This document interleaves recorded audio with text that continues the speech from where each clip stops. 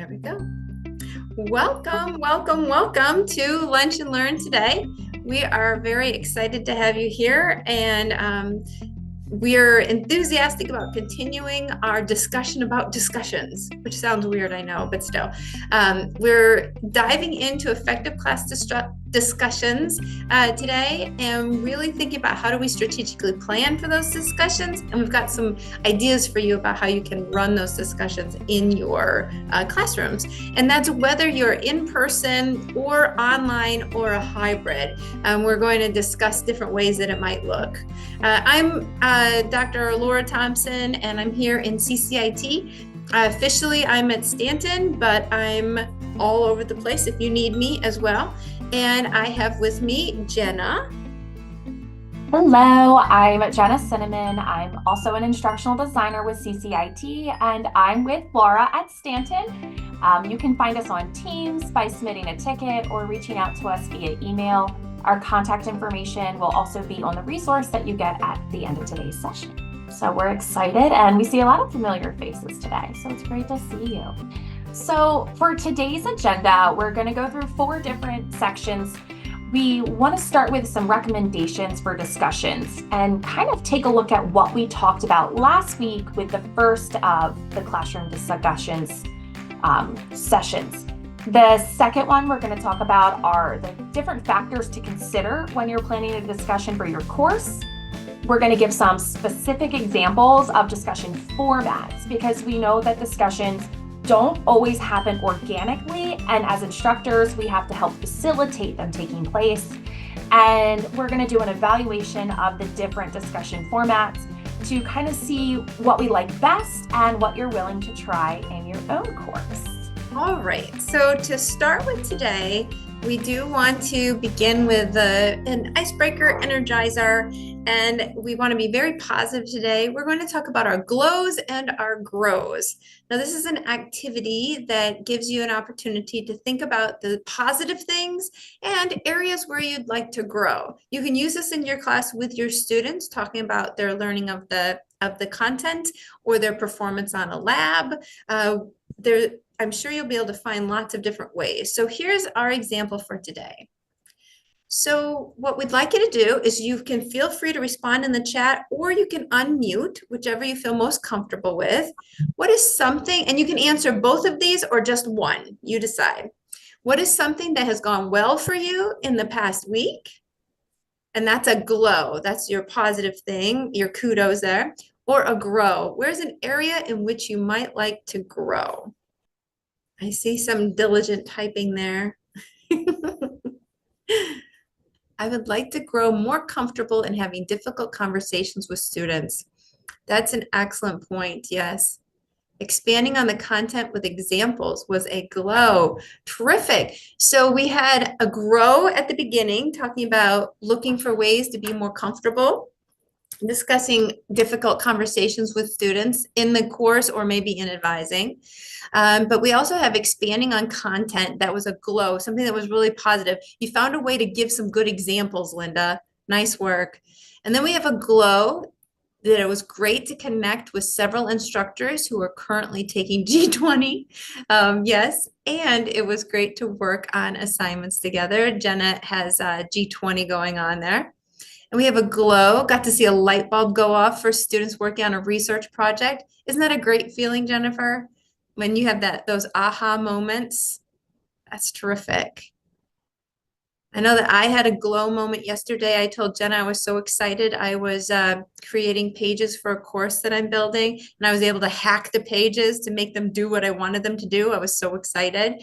But that is also an area I'd like to grow. I'd like to be able to learn even more so that I can get those pages to really perform. So my glow can turn into a grow also. We also have happy customers. That's the glow. Those customers are the students, of course. And growing is still following up in fall to get those incomplete students prepared and moving forward. And finding ways to make tough topics easier. That's a grow. So Linda found ways to give examples to help, but she's looking for even more ways to help break topics down to help students learn.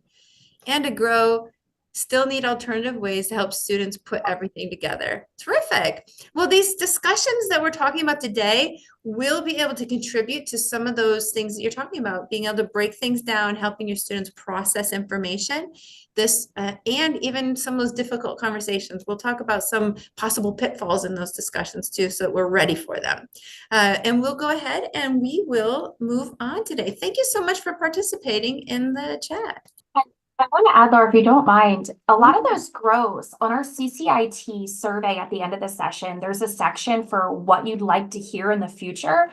Feel free to put some of these on here because I think of Linda's comment about breaking topics down into smaller pieces. That's a great opportunity for like distributed summarizing and some topics that we could talk about here at Lunch and Learn. So I absolutely love that you guys called those out. We can definitely start incorporating some of those too. So thank you. We're going to dive in now with our class discussion suggestions. And our first section is about some recommendations from Yale Center for Teaching and Learning. Last week, we talked a lot about classroom discussions. We talked about the two types, asynchronous and synchronous. We talked about why do we do discussions and looked at a few examples to get our feet wet. We're going to add to that today with some more recommendations for discussions that come directly from Yale Center for Teaching and Learning, because just like you're here to learn, we're here to learn from other universities as well who are doing a lot of really great things. So our first recommendation is to prepare a structure. There needs to be clear expectations. It's just like any other learning activity that you're doing in your course. You want to develop several key big picture questions that will help get things going and include explicit details that defines what participation looks like and what scoring or grading looks like as well. As the facilitator, as the instructor, it is our responsibility to regulate the discussion. So we need to be involved as well to keep track of the conversation, to make sure it's not derailing, and monitor if there's students who are, monopolizing that time, because we want to make sure it's an inclusive process where everyone has a voice and all the groups are functioning well. That kind of piggybacks off of addressing inequity, because we've all been there. There are some who talk more than others. There's some who always love to participate and some who don't. So we want to make sure that we are giving everyone an equal voice, and we're controlling that as the instructor. We're popping into breakout rooms. We're monitoring the discussion board. We're, walking around the class if we're in person. We can even set ground rules for discussions and our course expectations. We can even invite the students to be a part of that collaborative norm structure of what do we want discussions to look like? What can we expect of you as a participant? What can you expect of me as a facilitator? And it's just making it like that ownership through the entire class to make sure that we're addressing any inequities ahead of time. Now, I talked about this one a little bit last week too, is that processing time. To be completely honest, we do need time to think as well. So we want to make sure we consider some strategies that give our students time to formulate their answer so they can contribute to the discussion. For example, it could be a think, pair, share. We've talked about that so much, but it has a lot of value. You could even maybe pose the question early in the course and then revisit it later on after students have some time to digest it and see where the classroom lecture is tying into that discussion topic. A great resource could even be kind of how sentence starters are. Give a page with some key ideas or concepts that give students some talking points, which really might help them feel more comfortable contributing to the conversation if they can prepare an answer ahead of time. Yale also discussed is modeling active listening. I can be honest with you, coming from K to 12 and also instructing here in higher ed, adults are no different than children. We have to model and show them what it looks like, what appropriate behavior looks like.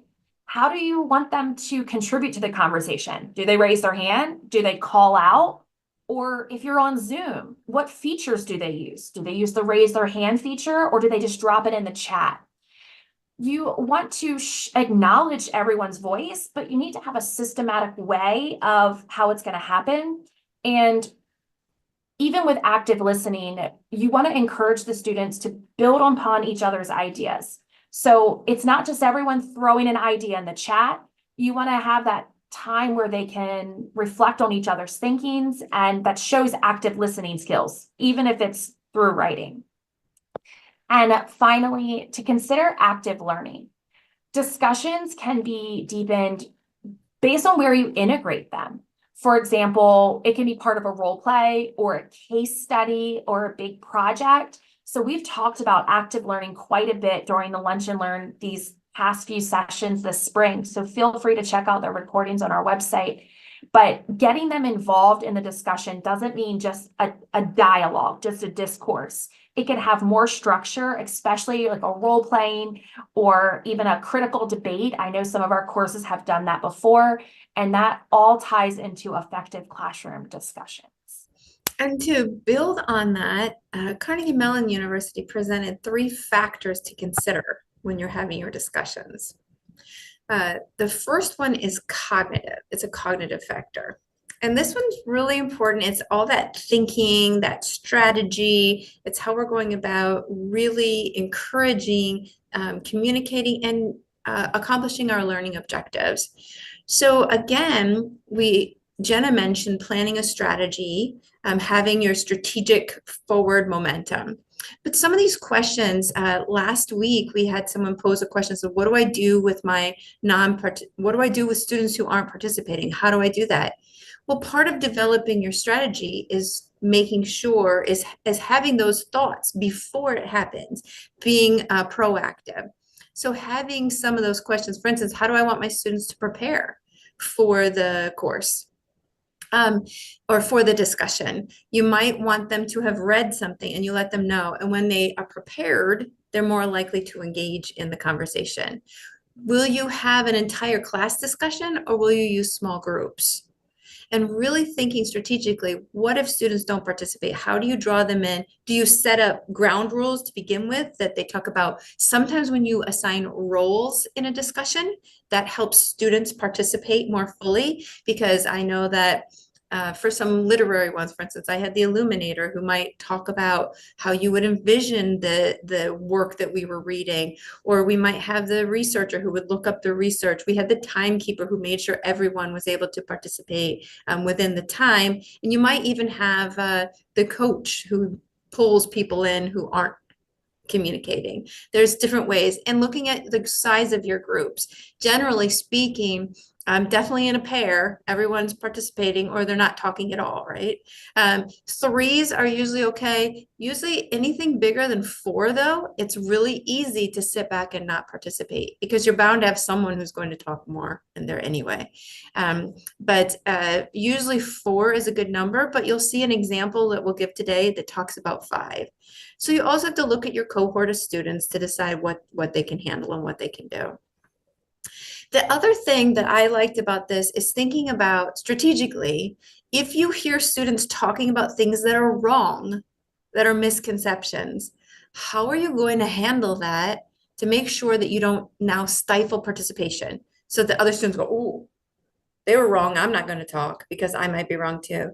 So how are you going to be able to address that so those misconceptions aren't continued in the conversation, but in a supportive way?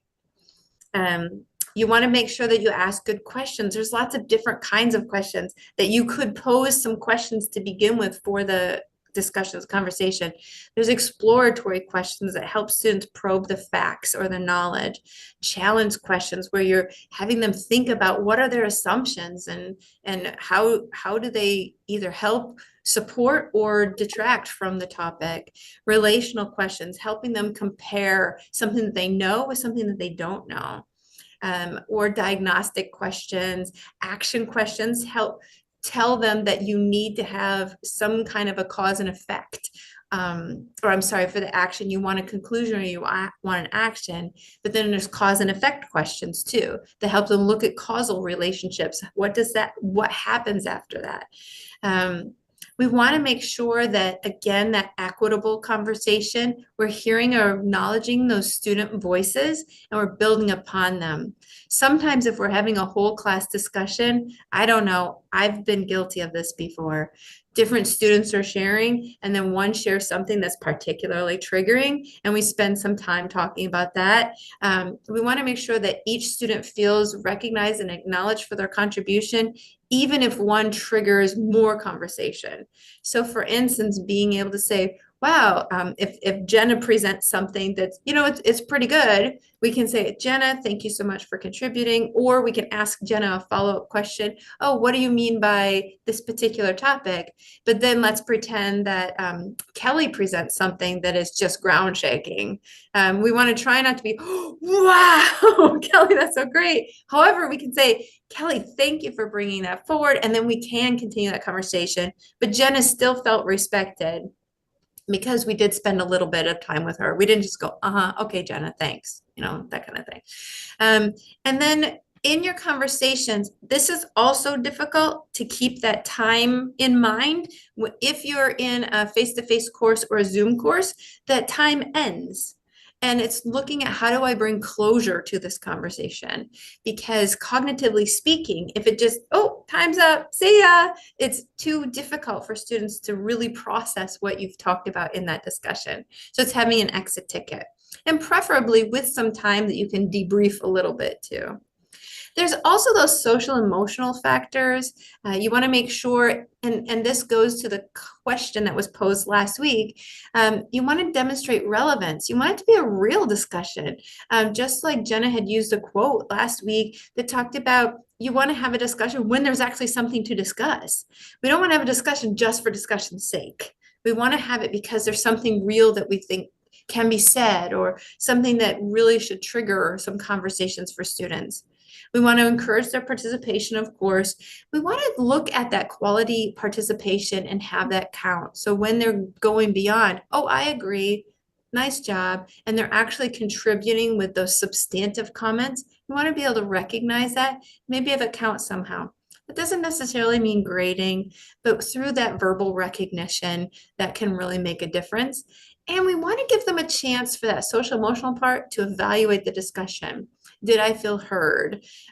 Did I feel like new topics were brought up? Did I feel like I better understand this topic as a result of this discussion? We want to be able to have, and really, how could the discussion be better next time? We want to ask students. We might really get some great insights from them. The physical factor is sometimes really difficult for us because it depends. If you're in a room that's already has chairs bolted down, which I don't think we have a lot of those, but you're in an auditorium, chairs are bolted down, you don't get to move people around much. If you're in a lab that has maybe some computers that are available to students, you don't get to move things around much.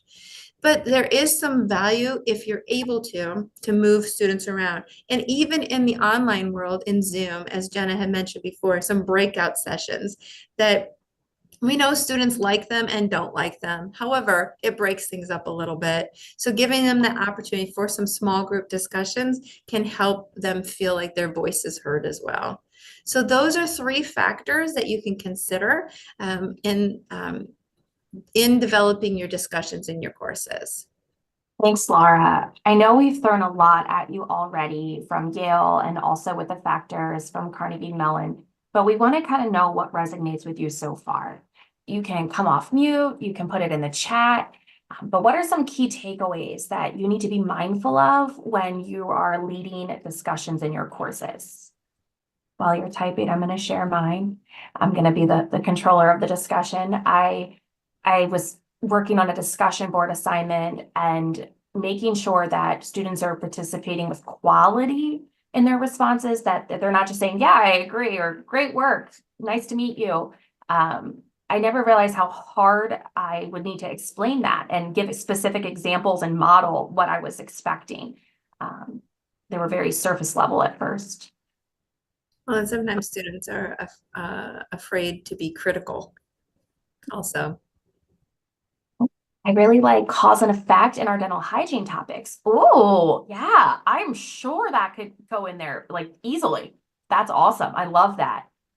April, make sure you ask interesting questions, promote more discussions, and ask follow-up questions. Absolutely. You have to kind of have things in your back pocket ready to pull out. I know I used to like plan out some higher order thinking questions that I could throw into the discussions as we were going. I love that. Giving time to think during live discussion, right? Just like here, right? We are putting you on the spot. And it does take time to develop the words we want to share with others. Eliciting participation from reluctant speakers, giving verbal recognition, affirmation after each student's contribution. Yes, even adults want to feel valued and heard, right? Our adult learners are no different than a lot of our children. They want to feel heard and valued, and that what they contributed was important and valuable. In our classes, the class size tends to be on the smaller side, just said, but I didn't realize that dynamics in groups of 3 or 4 versus pairs, something for me to be more mindful of. Yeah, it's true. I would like to trust generously that I think everyone would have a voice in a group of any size, but I think that doesn't happen naturally. I agree with 2s or 3s that Laura shared, because you can tell if it's real awkward and quiet if no one is talking in those sizes. I love it. Awesome work, guys. We're going to head into some specific examples of different types of discussions you can use. So, Laura? Yes, and I did want to add quickly too, because we're talking about eliciting those responses from reluctant speakers. Even if you're a face-to-face course, there's value in having discussion boards that are available for your reluctant speakers to participate in, because perhaps they're reluctant because they're a second language learner, or they're just a reflective learner who really wants to think and compose their thoughts before they put them in. And unfortunately, when we have our live discussions, when they're really lively, it's a breakneck pace for individuals, and some just don't feel like they can get a word in edgewise.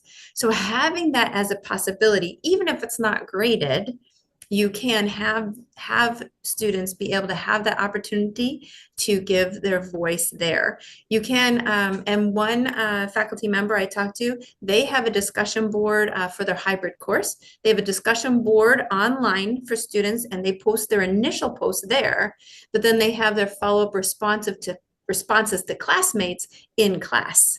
So that's how they run, how you often would have an initial response, an initial post, and then you need 2 responses to it, something like that.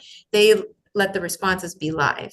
So that's another way to consider it. So everyone has a chance to voice their initial thoughts, and then they have the chance to respond to each other live in their conversations. All right. So let's talk about this example. The first one, it's called Circle of Voices. And in this example, the resource for this, you'll be able to get a listing for that. I took it from a sample book. Actually, it's 50 different ideas. In this sample book, you get exposed to about, I don't know, 5 or 6. If you really like it, then you can purchase the book beyond that. But I thought that even the sample was nice. Circle of Voices was one of those. A question is posed to the group, and then everyone thinks quietly for 2 minutes. We talked about that think time. They have the opportunity to jot down thoughts, but they're not supposed to talk. And then you break the class into groups of 5. This example had groups of 5. We talked about how that might be too many without actual roles in the group, but you can kind of feel that out. Or you let the students form 5. So you can be strategic and put the students together who you think should be together, or you can let the students just choose. And then each person presents to their small group, but they're supposed to keep their thoughts to just 1 minute each. And there aren't any interruptions while they're sharing, not even people saying, yeah, good idea, Liza, I love that. They're not allowed to interrupt at all. Everybody has to be quiet and be an active listener. After that sharing happens, the second round, so if there are 5, you can see that's approximately 5 minutes of sharing, maybe 6 because you have transitions between people. But second round begins. There's no structure for that discussion, but there is a ground rule. The ground rule is that participants only talk about what someone else said in the first round. So they have to be an active listener during that first round so they can participate in the second round. And then the groups report out any new perspectives they heard or new questions that were raised. in that talking. This works really well in the early stages of a class when your groups are unfamiliar with the discussion process because you're teaching them to listen to each other by having that time where one talks and no one interrupts them.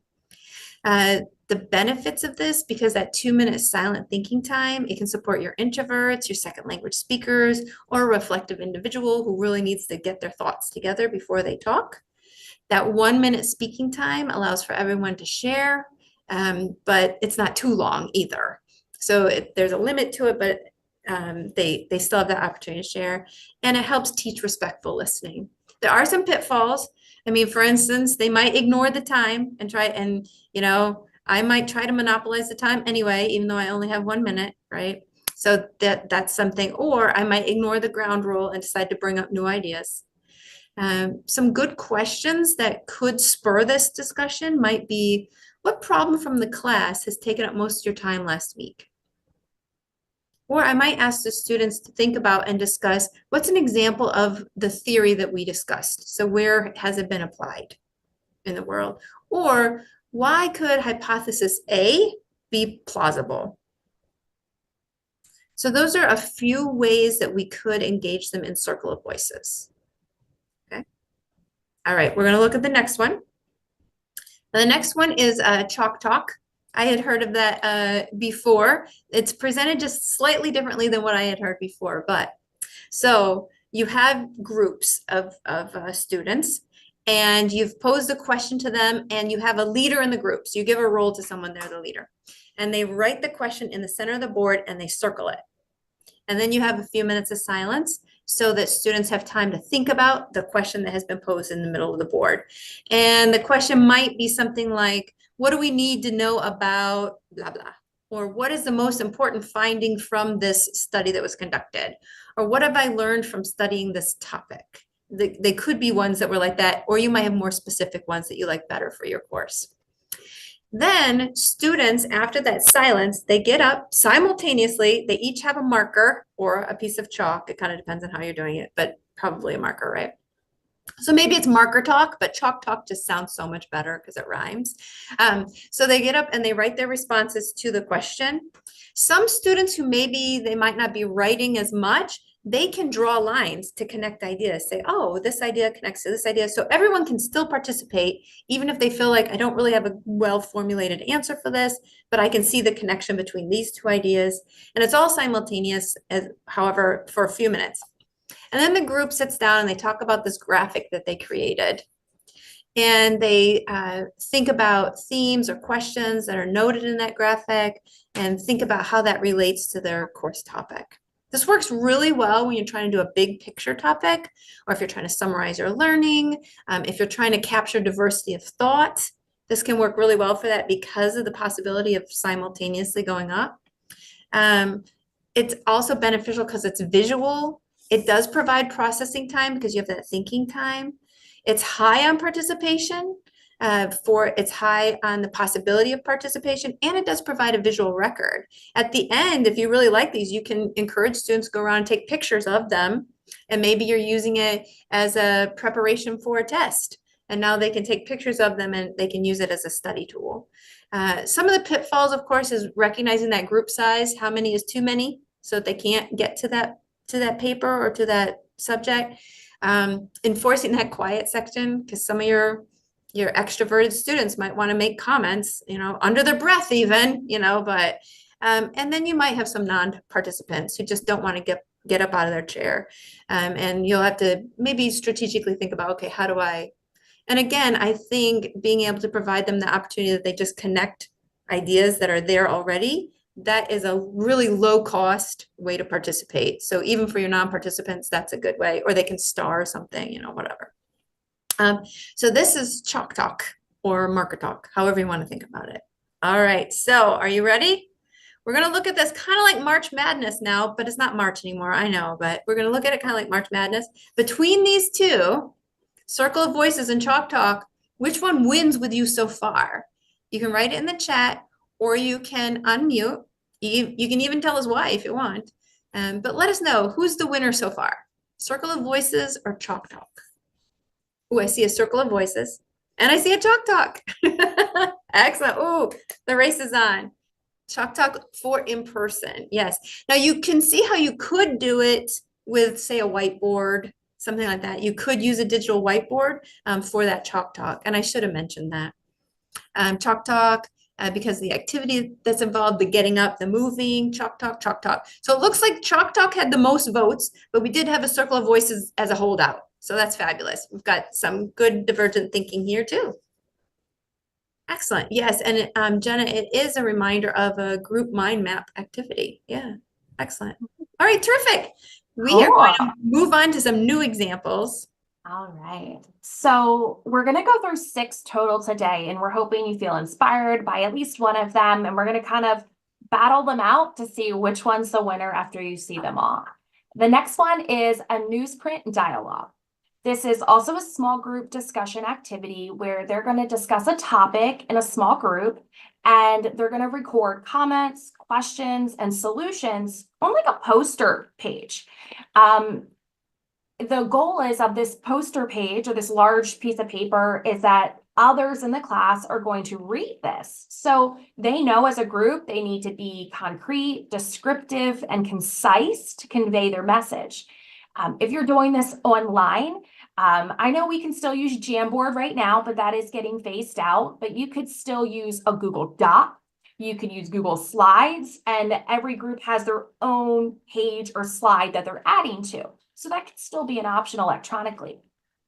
Once the groups are done putting all of their thoughts, they're going to post their sheets on the wall, and participants are given markers or, a digital tool to wander around the room to add questions to what is written on there, or to maybe put a star next to something they agree, or even add to that newsprint dialogue that they've created to expand upon their thoughts.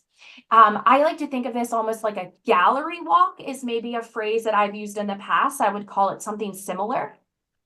After about 10 minutes, where your class is getting to wander around the room and look at everyone's newsprint, they will reconvene with their original group to kind of digest what the class had put on their paper.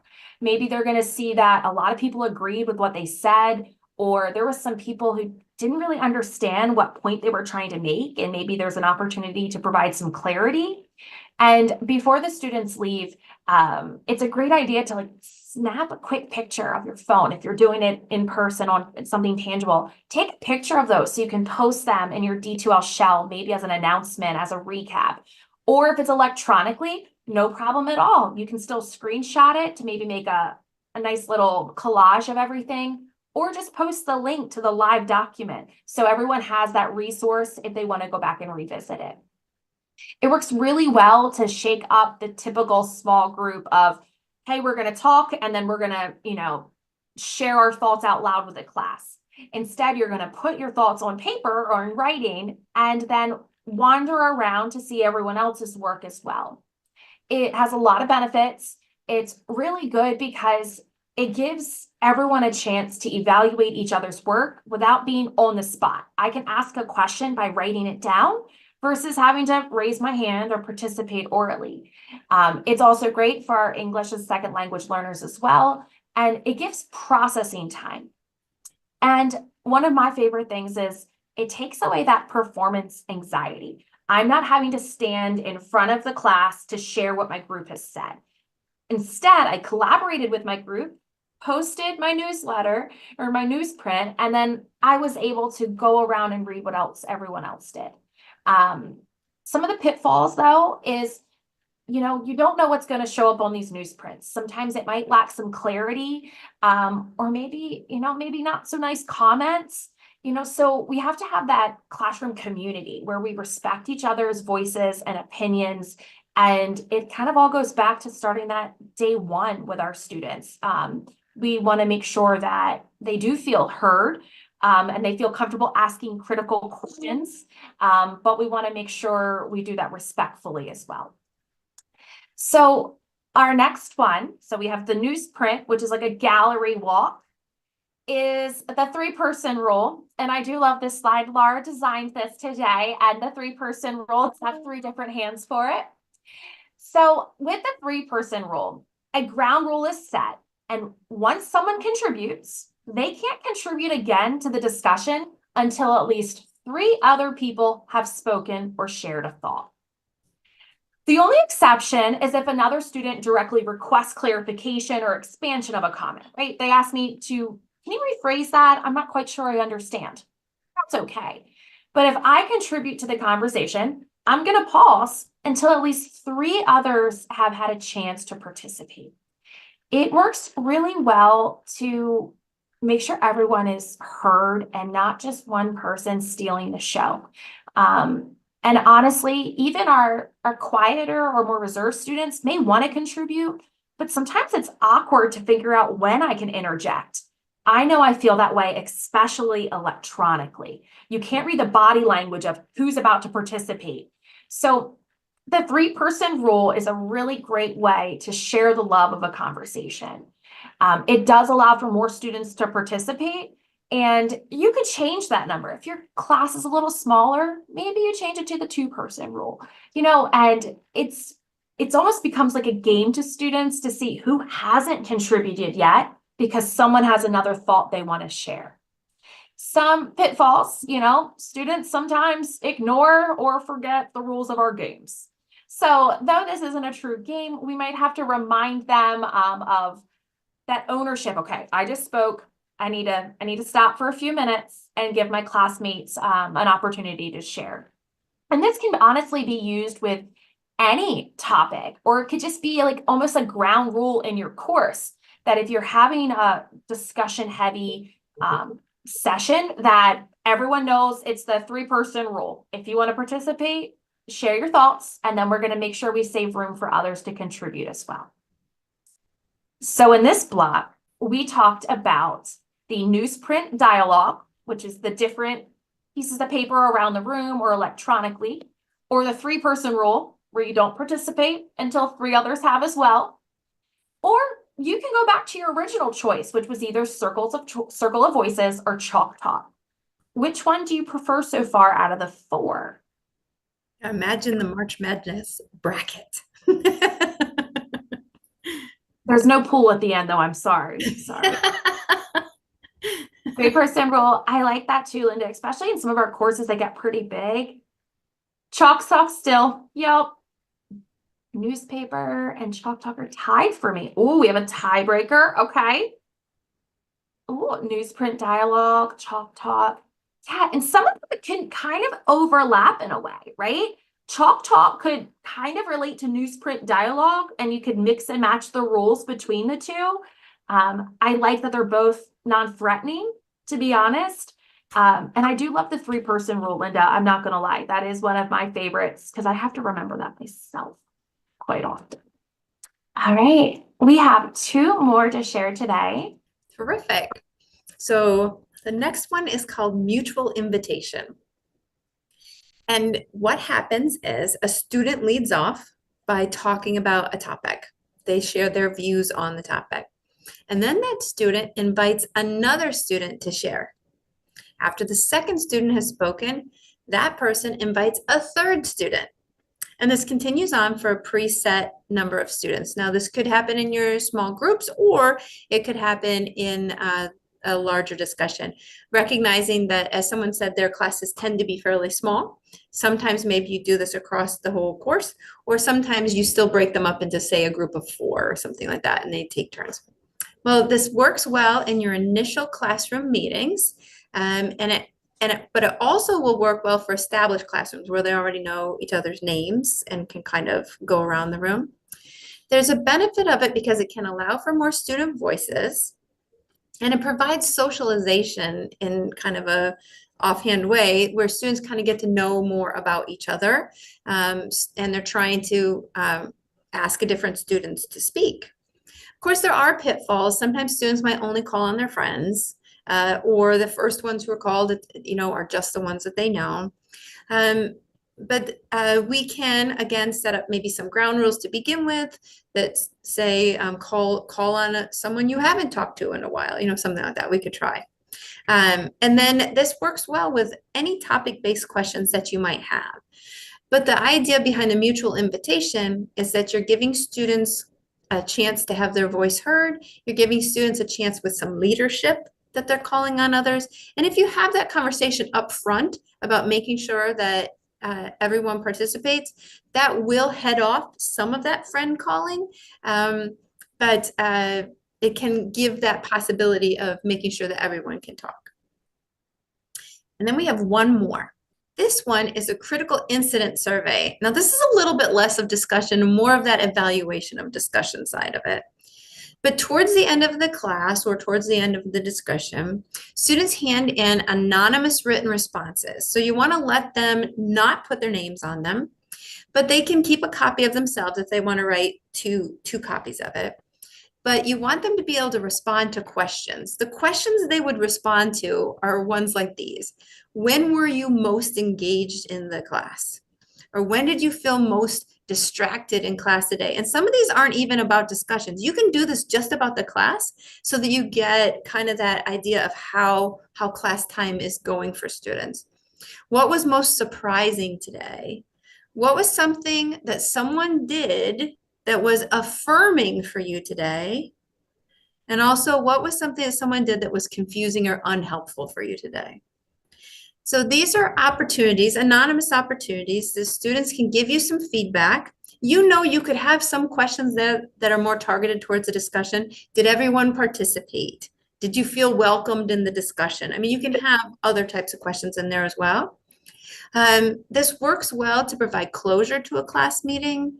It helps evaluate group dynamics. Look for where your group successes or group weaknesses are, any place that you might need to support your students a little bit more in their efforts. It's important that we support them in our classrooms also because there's so many professions where you have to learn how to talk to people and have these discussions and conversations. So you're not just teaching them for your class. You are teaching them for life of how they can communicate with their coworkers, with their colleagues, in their community groups, so they can be positive participators in these future conversations. These benefits, further benefits of allowing a critical incident survey, which is, I don't know, if you like a better title, you can always have a better title, but it just sounded so official. It allows for student voice. It provides students with a safe avenue to provide that feedback. And it allows you to be able to monitor the success or weaknesses in the group functioning in the class, because you try to get around to all the groups, but you might not be able to. Or maybe while you're with group A, group C has an issue and you can capture it this way. Of course, a pitfall, students might use it as a vindictive measure because it's anonymous. They can say, April was so awful today. Maybe April wasn't really awful today, but if it's really that bad, you can have a conversation with April. You don't have to have a group conversation. You can decide how that works. But you also will get to know the students and know if there's someone who would present that way, or if it would be, something that maybe you handle differently. So between these two and the other ones that we've seen before, this was mutual invitation, where we're inviting, students are inviting each other to speak. Critical incident survey, allowing you some of that feedback of how things are going. Or your previous choice, dun, da, da, da, da, who is the winner today? Let's see. Oh, I can barely breathe because I'm so excited.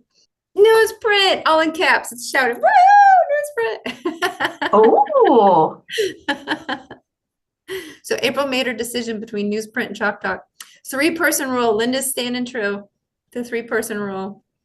not gonna lie, I'm sticking with newsprint too. I almost want to blend it with chalk talk though. They're like right here. They're right here. I have a confession to make. I've done the like the March Madness bracket or the other brackets based on mascots before too. So I didn't have mascots for these. We didn't have mascots for these strategies. Maybe you can imagine a pencil, or you can imagine, a piece of chalk, and you can vote for the mascot you like the best. Do you have anyone else who decided on a winner for them? Ooh, Liza, chalk talk still, but you like that mutual invitation, so the students get to know their classmates. Excellent. Yes. And then the teacher doesn't feel like they're so directive. Linda, you unmuted. What would you like to add? I was just going to say, I like mutual invitation. It would take some time, but I wonder if you could do a randomizer, like take student names and throw them in and have students pick a number of, if there's 10 people in the class, pick a number 1 to 10. And then with the randomizer, they don't know that day who's what number. And you say, oh, so that would be kind of cool for my class because they tend to be, 8 students or 16. So Yeah. it would be a way to do it without them picking their friend, or they pick somebody and they're held accountable for who they pick. This way they don't know who they're picking. So that's kind of cool. That would be fun. Yeah. And I like with mutual invitation, you can still give them that think time before you start the activity, right? So they still have an answer prepared. And Charlotte said in the chat, it would work well for Zoom. Yes, I think that is awesome since you can't read the body language of who's going to go next and like look around the room to see if someone's ready to respond. I like that suggestion. I like that too for if you are doing it early in the course, because the names are generally up there on the people. So I'll know Jennifer's name now, and I might not have before. Thank you everyone for coming today. We really appreciate you being here. And if you have any questions, stick around and we'll have more conversation.